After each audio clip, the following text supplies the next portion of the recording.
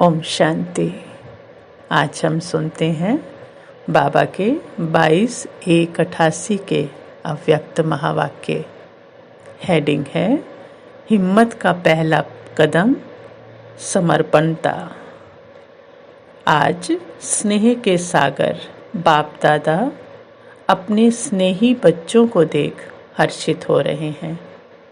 हर एक स्नेही आत्माओं को एक ही लगन है, श्रेष्ठ संकल्प है कि हम सभी बाप समान बने, स्नेह में समा जाएं। स्नेह में समा जाना अर्थात बाप समान बनना। तो सभी के दिल में ये दृढ़ संकल्प है कि हमें बाप दादा द्वारा प्राप्त हुए स्नेह, शक्तिशाली पालना और अखुट अविनाशी खजानों का रिटर्न अवश्य करना है। तो बाबा कहते, रिटर्न में क्या देंगे सिवाय दिल के स्नेह के आपके पास और है ही क्या। जो भी दिया है वो बाप का ही तो दिया हुआ है, वो क्या देंगे। तो बाप समान बनना यही रिटर्न है और ये सभी कर सकते हो। तो बाप दादा देख रहे थे कि आजकल सभी के दिल में विशेष ब्रह्मा बाप की स्मृति ज़्यादा इमर्ज है। वो स्मृति शरीर की नहीं है, लेकिन चरित्रों की विशेषताओं की स्मृति है। क्योंकि अलौकिक ब्राह्मण जीवन कैसा है, ज्ञान स्वरूप जीवन है। ज्ञान स्वरूप होने के कारण देह की स्मृति भी दुख की लहर नहीं लाएगी। अज्ञानी जीवन में तो क्या करते थे, कोई को भी याद करेंगे तो सामने देह आएगी और देह के संबंध के कारण दुख महसूस होगा। लेकिन अब क्या हो गया अलौकिक जीवन में, बाबा कहते हैं कि आप ब्राह्मण बच्चों को बाप की स्मृति आते ही दुख नहीं होता, स्मृति आ जाती है। कैसी स्मृति कि हमें भी बाप समान बनना ही है। अलौकिक बाप की स्मृति समर्थी अर्थात शक्ति दिलाती है। चाहे कोई कोई बच्चे दिल का स्नेह नैनों के मोतियों द्वारा भी प्रकट करते हैं, लेकिन वो दुख के आंसू नहीं हैं, वियोग के आंसू नहीं हैं। ये स्नेह के मोती हैं, दिल के मिलन का स्नेह है। वियोगी नहीं है, लेकिन राजयोगी हैं।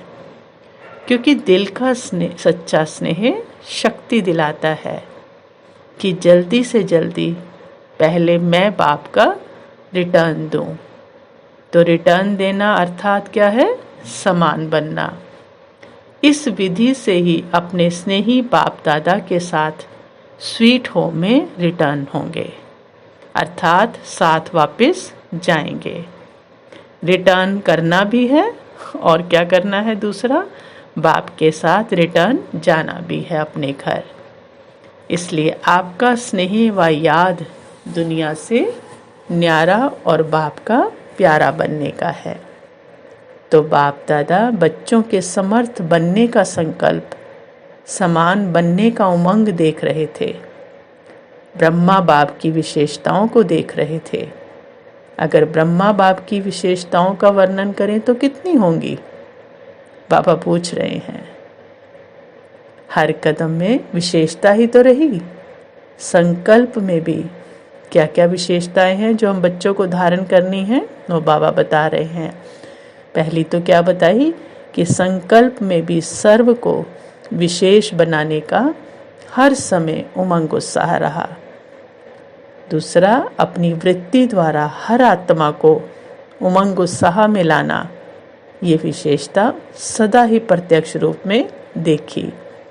और तीसरा क्या किया, वाणी द्वारा हिम्मत दिलाने वाले, ना उम्मीद को उम्मीद में लाने वाले, निर्बल आत्मा को उड़ती कला की विधि से उड़ाने वाले, सेवा के योग्य बनाने वाले, हर बोल अनमोल मधुर युक्ति युक्त थे।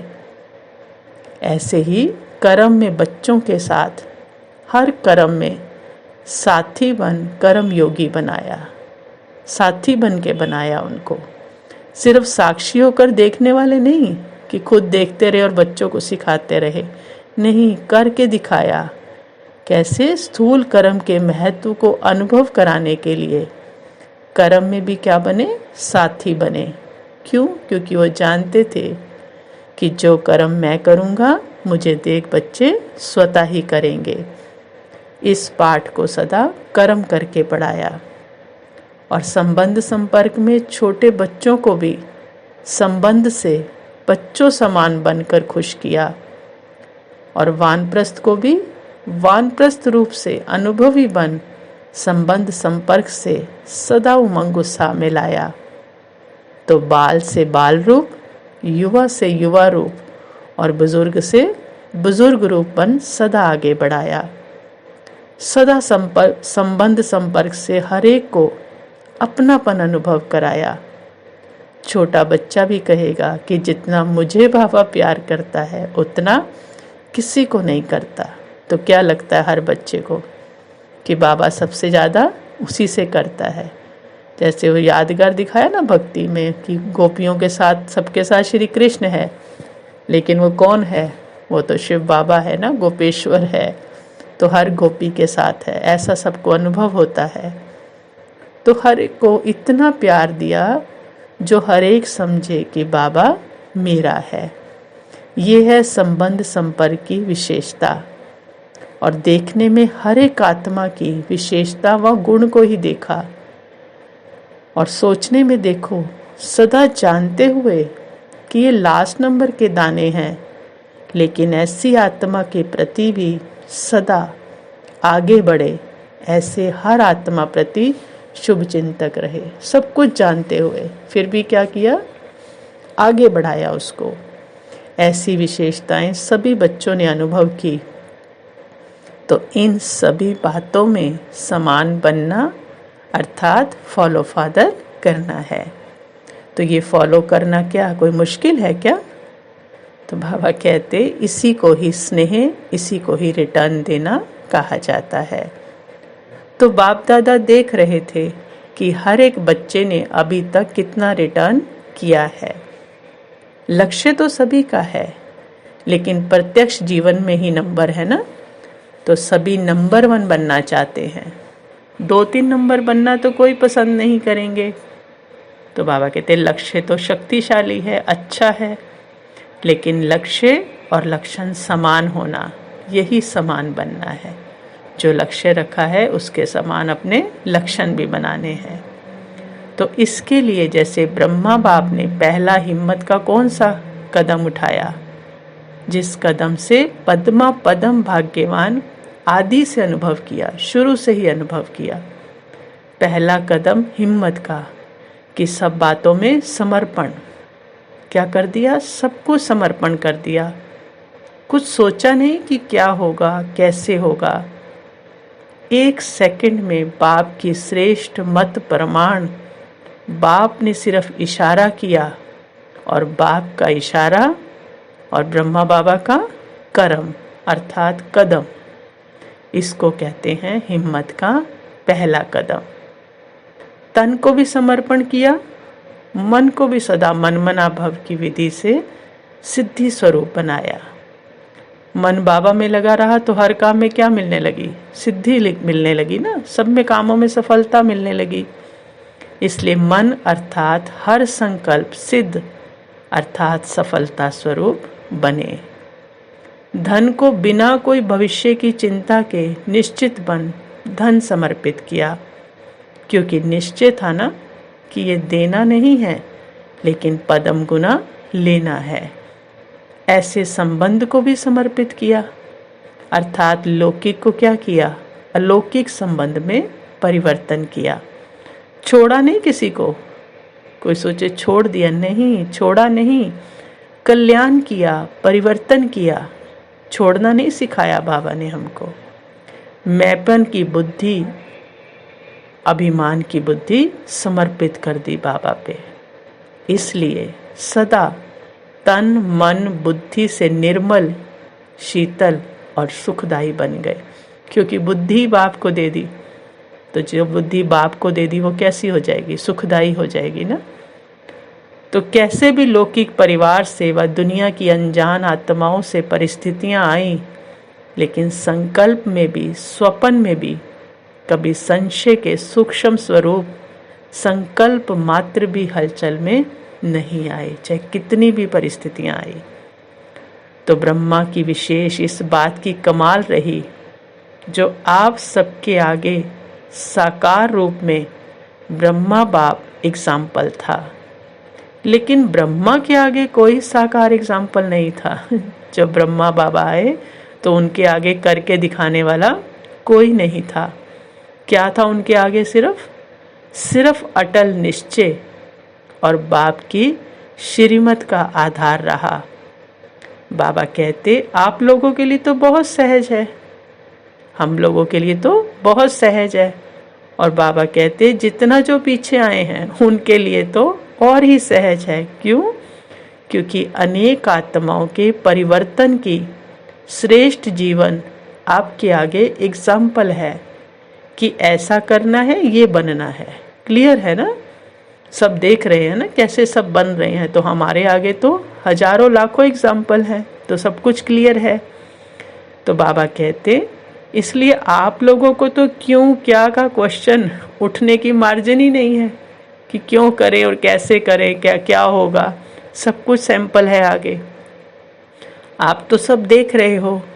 लेकिन ब्रह्मा के आगे क्वेश्चन उठाने की मार्जिन थी, क्या करना है, आगे क्या होना है, राइट कर रहा हूँ या रॉन्ग कर रहा हूँ, ये संकल्प उठना संभव था।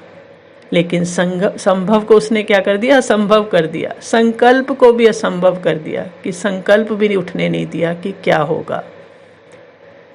एक बल एक भरोसा, क्या था उनमें? एक बल एक भरोसा।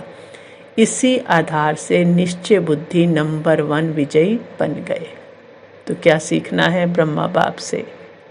एक बल एक भरोसा। इसी समर्पण के कारण बुद्धि सलाह हल्की रही, बुद्धि पर बोझ नहीं रहा, मन निश्चिंत रहा, चेहरे पर सदा ही बेफिक्र बादशाह के चिन्ह स्पष्ट देखे। 350 बच्चे और खाने के लिए आटा नहीं और टाइम पर बच्चों को खाना खिलाना है, तो सोचो ऐसी हालत में कोई बेफिक्र रह सकता है?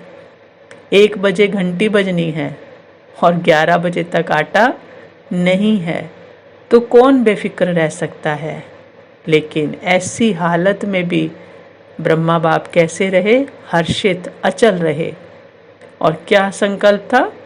ये बाप की जिम्मेवारी है, मेरी नहीं है। मैं बाप का तो बच्चे भी बाप के हैं, मैं निमित्त हूँ।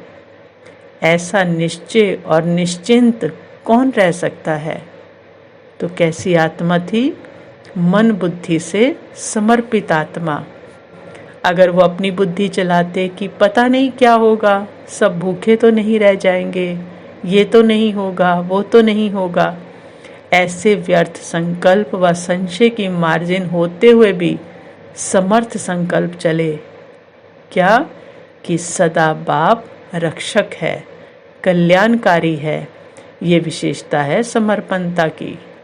तो जैसे ब्रह्मा बाप ने समर्पण होने से पहला कदम हिम्मत का उठाया, ऐसे फॉलो फादर करो। ऐसे ही हम बच्चों को फॉलो करना है, क्योंकि निश्चय की विजय अवश्य होती है। तो टाइम पर आटा भी आ गया और बेल भी बज गया और पास भी हो गए। इसको कहते हैं क्वेश्चन मार्क, अर्थात टेढ़ा रास्ता ना लो, सदा कल्याण की बिंदी लगाओ, फुल स्टॉप। इसी विधि से ही सहज भी होगा और सिद्धि भी प्राप्त होगी। तो ये भी ब्रह्मा की कमाल है। तो आज पहला एक कदम सुनाया कि फिक्र के बोझ से भी बेफिक्र बन जाओ। इसको ही कहा जाता है स्नेह का रिटर्न करना।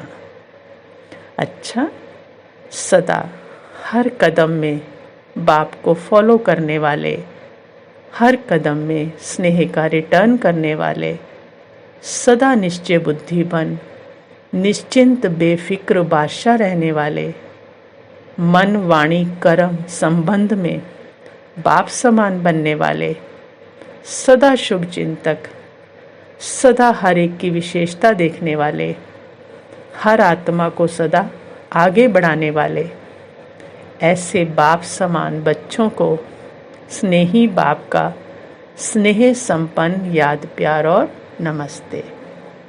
हम रूहानी बच्चों की रूहानी माता पिता बाप दादा को याद प्यार नमस्ते और गुड मॉर्निंग। तो आज का योगाभ्यास क्या रहेगा? बाबा ने कहा कि हर आत्मा की बाबा क्या करते थे? विशेषता देखते थे और सबके प्रति शुभ चिंतक की भावना, शुभ चिंतक। तो हम भी सारा दिन अभ्यास करेंगे कि जो भी आत्मा हमारे संबंध संपर्क में आए उसके मस्तक में देखते हुए उसके लिए क्या देंगे? दुआएं देंगे, उसके लिए आशीर्वाद देंगे। बाबा इसका कल्याण हो जाए, इसका श्रेष्ठ संकल्प पूरा हो जाए। तो बाप समान बनने के लिए आज बाप के पास भी बैठेंगे, वतन में, मूल वतन में, वहाँ से भी हर आत्मा के प्रति वाइब्रेशन देंगे। हर आत्मा का क्या हो जाए? कल्याण हो जाए। और जिसको भी देखना है सबके प्रति सारा दिन ये अभ्यास रहे कि मन से सिर्फ उसके लिए शुभ भावना और शुभ चिंतन ही निकले, दुआएं ही निकले, आशीर्वाद ही निकले। अच्छा, ओम शांति।